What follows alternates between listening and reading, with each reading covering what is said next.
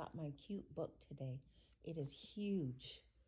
It's probably the size of 4 or 5, even 6 regular size books. Well made. Super cute.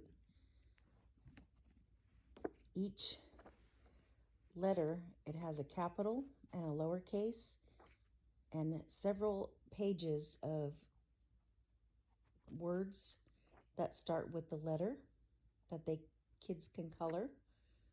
Super cute. And on the back of the page, they leave it blank so that your marker or something doesn't go through to the other side.